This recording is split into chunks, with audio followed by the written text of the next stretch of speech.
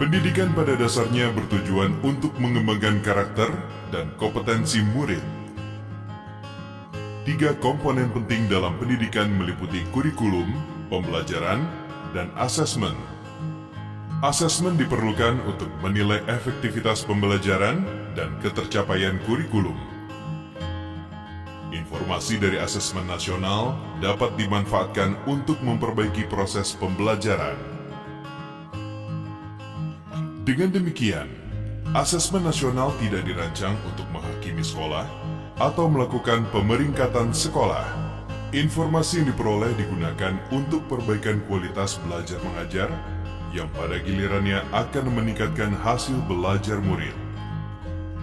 Asesmen nasional dilaksanakan dengan menggunakan 3 instrumen, yaitu Asesmen Kompetensi Minimum atau AKM, Literasi, Numerasi, Survei Karakter, dan Survei Lingkungan Belajar.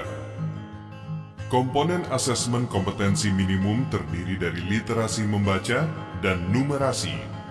Literasi membaca adalah kemampuan untuk memahami, menggunakan, mengevaluasi, merefleksikan berbagai jenis teks untuk menyelesaikan masalah dan mengembangkan kapasitas individu sebagai warga Indonesia dan warga dunia agar dapat berkontribusi secara produktif di masyarakat. Numerasi merupakan kemampuan berpikir menggunakan konsep, prosedur, fakta, dan alat matematika untuk menyelesaikan masalah sehari-hari pada berbagai jenis konteks yang relevan untuk individu sebagai warga negara Indonesia dan dunia. Instrumen kedua, survei karakter, dikerjakan oleh murid untuk mendapatkan informasi hasil belajar sosial emosional. Survei karakter mengukur 6 aspek profil pelajar Pancasila, yaitu beriman dan bertakwa kepada Tuhan Yang Maha Esa, serta berakhlak mulia, berkebinekaan global, bergotong royong, mandiri, bernalar kritis, dan kreatif.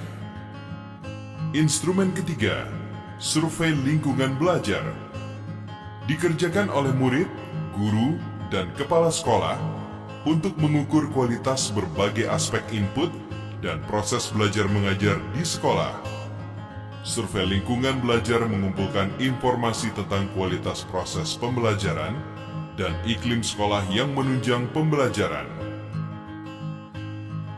Asesmen nasional dilaksanakan kepada murid, guru, dan kepala sekolah di setiap satuan pendidikan. Murid akan mengikuti asesmen kompetensi minimum, survei karakter, dan survei lingkungan belajar. Sementara guru dan kepala sekolah hanya mengikuti survei lingkungan belajar. Responden murid akan dipilih secara acak dengan jumlah maksimal 30 murid SD atau MI, 45 murid SMP atau MTS, dan 45 murid SMA, SMK, atau MA. Dengan melaksanakan asesmen nasional, mari kita tingkatkan mutu pendidikan di Indonesia.